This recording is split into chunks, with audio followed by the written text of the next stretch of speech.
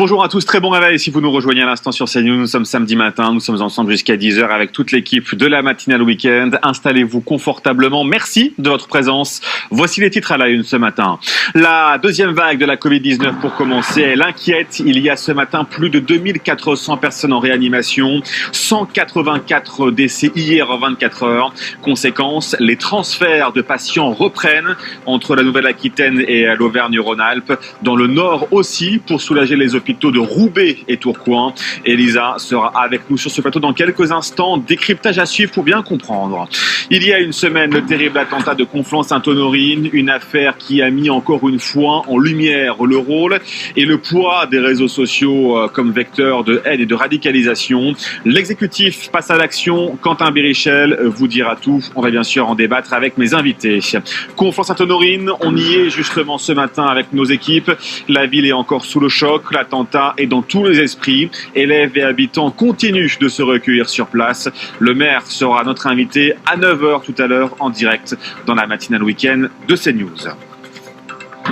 Nous sommes ensemble jusqu'à 10h, hashtag la matinale week-end pour réagir sur l'ensemble des réseaux sociaux. Pour commencer donc, regardez les derniers chiffres de la Covid-19 en France. Nouveau record hier, 42 032 cas positifs en 24 heures. La France passe donc le cap symbolique du million de cas depuis le début de l'épidémie en mars dernier. 184 décès, 2441 personnes en réanimation encore ce matin. Conséquence, le couvre-feu de 21h à 6h touche depuis cette nuit les 2/3 de la population française. Vous découvrez ici les 54 départements qui sont concernés sur cette carte. Elisa, vous nous rejoignez en direct parce que les transferts de patients, on le disait, s'organisent de région en région depuis hier. On avait déjà vécu ça lors de la première vague. Et oui, on assiste à des situations que l'on connaît et que l'on avait vues lorsqu'on était au cœur de l'épidémie. En mars dernier, certains hôpitaux commencent déjà, et oui, à saturer. Résultat, eh bien, on s'organise. Dans le nord de la France, on assiste à des transferts intra-régionaux. 8 patients hospitalisés dans des services Covid de Roubaix ont été transférés dans la nuit de jeudi à vendredi vers le CHU de Lille, mais aussi vers des établissements de Boulogne-sur-Mer, Montreuil-sur-Mer et Amiens. Également très touchée. La ville de Tourcoing, de son côté, transféré une vingtaine de personnes sur ces 2 derniers jours vers d'autres établissements pour s'organiser et créer un nouveau volant de lits de médecine Covid. Des transferts au sein donc d'une même région, mais également vers une autre région. 8 patients d'Auvergne-Rhône-Alpes et venant d'établissements de Lyon, Saint-Étienne et de Villeurbanne ont été hier transférés en avion sanitaire direction les hôpitaux de Poitiers, de Brive et de Bordeaux. La région Nouvelle-Aquitaine, assez épargnée, qui avait déjà reçu des dizaines de patients de régions plus touchées lors de la première vague au printemps dernier. Merci beaucoup Elisa pour ce point complet ce matin. Bonjour Éric Berlivet, vous êtes le maire de Roche-la-Molière, membre du bureau de Saint-Étienne Métropole.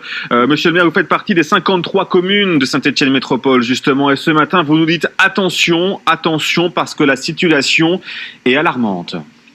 Oui, elle est plus qu'alarmante puisqu'effectivement, sur le CHU ou sur le HPL, donc les grands hôpitaux de notre métropole sont saturés, et c'est pour ça qu'effectivement il y a eu un transfert de 4 patients dans la région bordelaise hier, et la situation est plus que tendue. J'ai eu le témoignage d'infirmiers anesthésistes et de médecins qui annoncent que la situation est limite insupportable.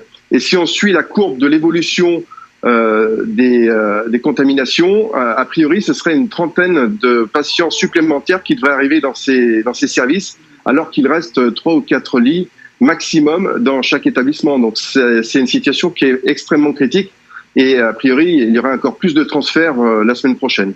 Effectivement, monsieur le maire, vous nous le confirmez, ça, les transferts qui ont eu lieu il y a quelques heures maintenant, ce n'est que le début, malheureusement, vous le redoutez ? Oui, parce que le taux d'incidence et le taux de contamination est très important sur notre territoire. On est vraiment au top de la contamination sur le bassin stéphanois, et c'est vrai qu'on est tous très très soucieux de la suite aussi et de l'avenir de la gestion des hôpitaux sur notre territoire. Éric Berlivet, justement, comment vous faites face? Est-ce que vous estimez aujourd'hui que tout est mis en œuvre pour faire face suffisamment à cette deuxième vague, comme on l'appelle?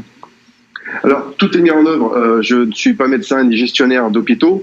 Néanmoins, on sait très bien que depuis 2 ans, on a levé le numerus clausus et que le temps de former des professionnels, il va falloir du temps. Parce que trouver du matériel, je pense que c'est pas trop le souci.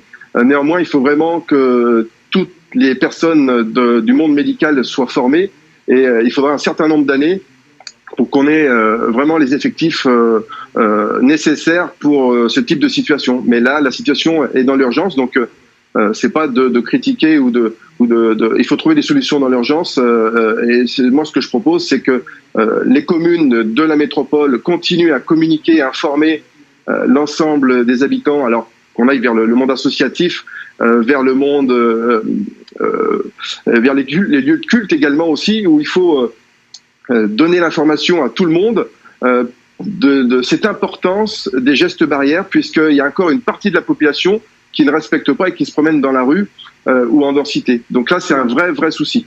Berlivet, vous restez avec nous en direct, Daniel Simeka. On le voit, nous sommes le 24 octobre et ces transferts de patients sont déjà plus que nécessaires. Oui, alors plusieurs choses à dire. D'abord, les transferts intra-régionaux, ça, j'ai envie de dire, c'est plus ou moins habituel. Dans le monde d'avant, on a toujours fait des transferts intra-régionaux. C'est de la cuisine organisationnelle. Par contre, ce sont les transferts interrégionaux qui posent question sur le nombre global, sur notre capacité sanitaire, la capacité sanitaire de notre pays à accueillir ces patients. Je souscris tout à fait sur la nécessité de nouveau d'insister sur les gestes barrières, sur les réunions, sur tout cela. Bien sûr, il faut surtout pas lâcher là-dessus. Par contre, on voit bien, 40 000 nouveaux tests positifs par jour, ça veut dire 1 million dans 3 semaines ou dans un mois. Ce qui ne veut pas dire malade, attention. Oui, bien sûr. Rappelons-le aussi ce matin. Je ne parle jamais de cas positifs, non, mais c'est pour ça, de tests positifs. Pour aussi les gens qui nous regardent ce matin. Tests positifs, mais tout de même, ça fait quand même 1 million en 3 semaines ou en un mois, donc on doublerait. Ça veut dire qu'en plus du fait de ne pas relâcher la pression, il faut quand même que les hôpitaux puissent être prêts. Or, ils ne le sont pas. Au printemps, on pouvait dire que c'était le résultat de plusieurs années de réduction de lits. La loi HPST a fait des ravages. On a été un certain nombre à le dire. Bon, là, on sait bien qu'on ne va pas résoudre tous les problèmes en quelques mois, mais on aurait pu quand même davantage un petit peu anticiper les choses. En tout cas, là, l'enjeu, il est celui-là. Yves Durand, on voit avec le témoignage du maire ce matin, on aura aussi les équipes de santé qui sont à Roubaix ce matin à 8h et 8h30. Ces transferts, ils sont là, ils sont nécessaires. Est-ce que ça vous inquiète, vous ? C'est la situation qui est inquiétante. Alors, ce qui est effectivement, là encore, je ne suis pas médecin, mais ce qui me paraît inquiétant, c'est que on retrouve le même mécanisme qu'il y a quelques mois. On a l'impression de revivre la même histoire. On commence les transferts, donc ça veut dire que les hôpitaux sont effectivement saturés. Alors, il y a des mesures d'urgence à prendre, mais rappelez, je crois, indéfiniment qu'il y a la nécessité, vous venez de le dire, des gestes barrières, de toutes les précautions qu'il faut prendre. C'est ça qui me paraît d'urgence. C'est vrai que on est dans une situation qui se détériore, c'est évident. Arnaud Benedetti. Oui, c'est variation sur un même thème par rapport au mois de mars. C'est-à-dire que finalement, ce qui avait amené le confinement, il faut le rappeler, c'était la tension sur l'offre de soins, tout simplement. Donc, c'est la même matrice qui aujourd'hui est en train malheureusement de se reproduire manifestement. Sauf que, entre-temps, vraisemblablement, on veut éviter absolument le reconfinement pour des raisons qui se comprennent parfaitement sur le plan économique et social. Donc finalement, la frontière que l'on veut éviter d'atteindre, c'est bien cette frontière du reconfinement. Y parviendra-t-on ? On va le voir dans les semaines qui viennent. Dans les jours qui viennent. Justement sur ce transfert de patients. Oui, moi j'ai envie de vous dire que je fais confiance à nos médecins et à nos hôpitaux. On les a applaudis, souvenez-vous, tous les soirs à 20h. Nous savons qu'ils souffrent de manque d'effectifs, de manque de lits, mais nous savons aussi quelle est leur capacité à se surpasser en période de crise. Donc là-dessus, j'ai envie de vous dire, je ne suis pas inquiet. Je pense que les médecins seront à nouveau à la hauteur d'une situation, même si elle empire. Éric Berlivet, avant de vous libérer, je rappelle un maire de Roche-la-Molière, membre du bureau de Saint-Étienne Métropole. Est-ce que vous avez l'impression que la mise en place de ce couvre-feu peut en avoir un effet bénéfique? Et est-ce que vous pensez qu'on pourra passer justement à côté de ce reconfinement? J'ai bien peur que, vu la situation que l'on a sur notre territoire, la montée crescendo ascendante très puissante de contamination et la fatigue aussi des équipements et des équipes dans les hôpitaux, j'ai peur qu'on n'ait pas les moyens de pouvoir soigner tout le monde dans les jours qui viennent. Néanmoins, je pense que le confinement, à mon avis, la préfète l'a déjà plus ou moins évoqué, le gouvernement également. J'ai peur qu'on aille dans cette direction-là, dans des confinements de territoire et partiels. Je ne sais pas comment ça va se construire. Néanmoins, on est vraiment dans une situation d'urgence et avec des paradoxes quand même, parce que sur notre territoire, on a des centres commerciaux qui accueillent 130 000 personnes par semaine, alors que on limite à 6 personnes en groupe. Il y a des choses qui sont un peu compliquées à comprendre aussi dans les décisions pour l'économie et pour le bon sens du terrain. Donc ça, c'est très important d'avoir une cohérence. Et puis, il y a surtout une partie de la population qui ne comprend rien et qui n'utilise pas correctement son masque et qui ne respecte pas les gestes barrières. C'est indécent.